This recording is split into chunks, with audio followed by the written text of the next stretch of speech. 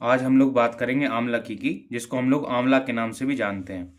अब आंवला के बारे में बोला गया है, आम्लते धारयति शरीरम वा, मतलब जो शरीर को धारण करे, बॉडी को सस्टेन करे।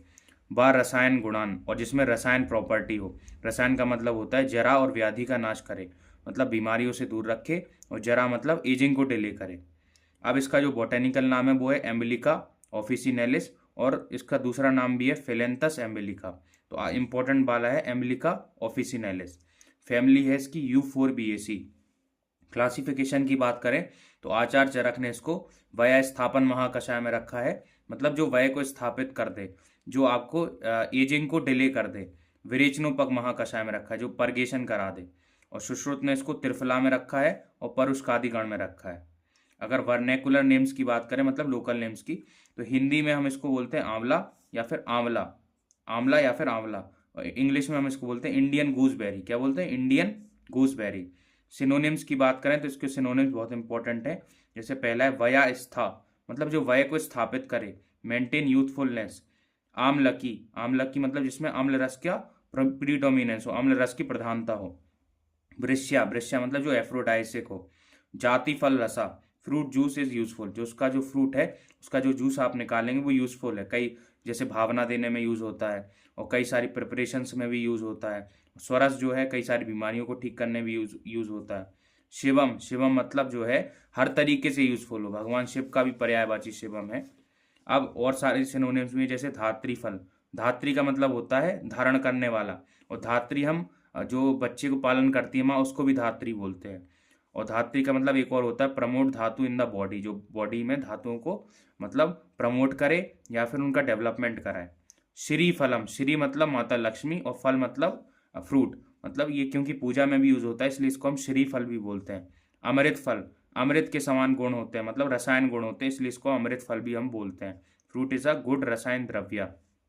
तिष्य फला, फ्रूट अपीयर इन द पुष्य मासा, पुष्य मतलब पूष महीने में आता है, नवंबर दिसंबर के महीने में इसका जो फल आता है। षड रसा, अब इंपॉर्टेंट क्या है कि इसमें 6 रस नहीं होते, लेकिन षड रसा किसने बोला है? शोडल निघंटू मेंशंस दी आम्लकी है 6 रस, लेकिन होते कितने? इसमें 5 रस होते हैं। पंच रसा, लवणा, लवण रस नहीं होता है। अम्ल प्रधानम, और उसमें से भी अम्ल जो है प्रधान होता है, डोमिनेंट होता है अम्ल रस। अब बोटेनिकल डिस्क्रिप्शन की बात करें तो आंवला की जो है एक डेसिडुअस ट्री है, मतलब इसके जो पत्ते हैं हर साल झड़ते हैं। Tree that lose its leave every autumn, हर साल इसकी पत्ते नए आते हैं। इंटरमीडिएट स्ट्रेचर और हाइट, ज़्यादा बड़ा नहीं है, मतलब मीडियम मध्यम वर्गीय वृक्ष है ये। क्रूग्ड स्ट्रंक, क्रूग्ड मतलब होता है जो स्टेम जो है टेढ़ा मेढ़ा होता है, जो तना होता है ना इसका, सीधा नहीं होता है कभी। बार की बात करें, छाल की बात करें तो लाइट ग्रे कलर की होती है या फिर ग्रीन कलर की, लेकिन जब आप अंदर से देखेंगे तो लाल कलर की दिखेगी, रेड इनसाइड। ब्रांचेस की बात करें, स्प्रेडिंग फैली हुई रहती हैं। ब्रांचलेट्स ग्लेवरस, ग्लेवरस का मतलब होता है बाल नहीं होते, हेयर्स नहीं होते हैं। स्मूथ हेयरलेस सरफेस होता है। लीव्स की बात करें तो फाइनली बहुत छोटी छोटी पत्ती होती हैं। क्लोज सेट अलोंग द ब्रांचलेट, ये ब्रांच है और ब्रांच से कई सारी ब्रांचलेट निकली है, तो उन पे ये छोटी छोटी फाइन ये पत्ती निकली होंगी।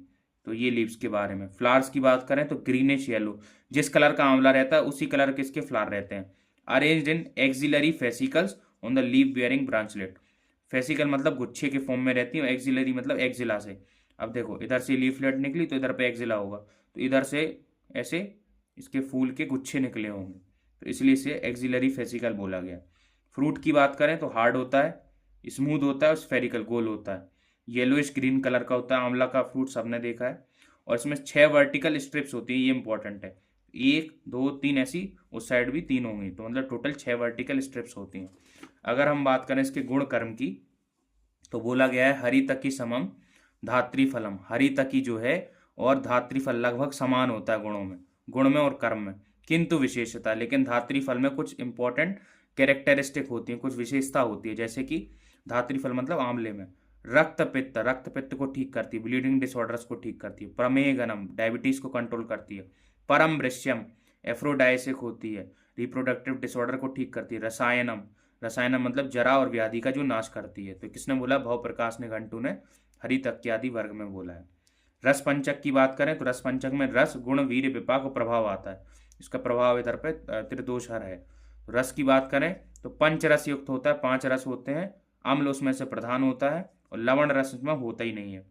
और गुण की बात करें तो गुण इसमें गुरु होता है, रूक्ष होता है और शीत होता है। वीर्य जो होता है शीत होता है, विपाक जो होता है मधुर विपाक होता है। ये चीज़ इंपॉर्टेंट है, याद रखने वाली है कि इसका जो विपाक है वो मधुर होता है।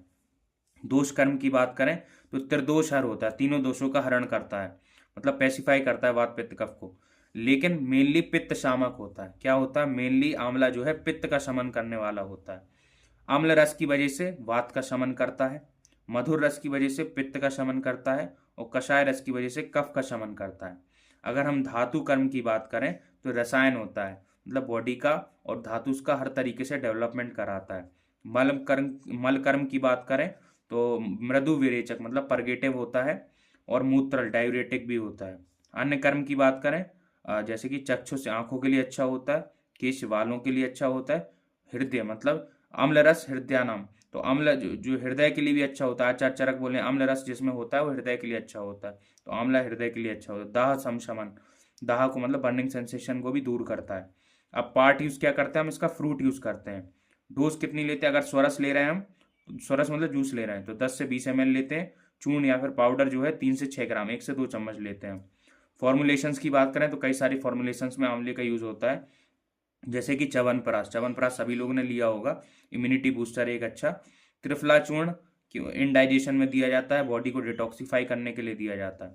धात्री लोहा help to relieve the stomach ache occurring after meal और time of digestion, burning sensation in throat, मतलब जब खाना खाते हैं, खाने के बाद पेट में दर्द होता है या खाना खाते टाइम दर्द होता है, तब धात्री लोहा दिया जाता है।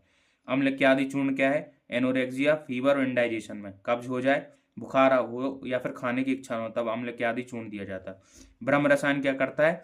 ब्रेन का डेवलपमेंट कराता है, इंप्रूव करता है कंसंट्रेशन को, नींद अच्छी आती है ब्रह्म रसायन लेने से। तो अगर आपको वीडियो मेरी अच्छी लगी हो तो आप लाइक, शेयर और सब्सक्राइब करिए प्लीज़।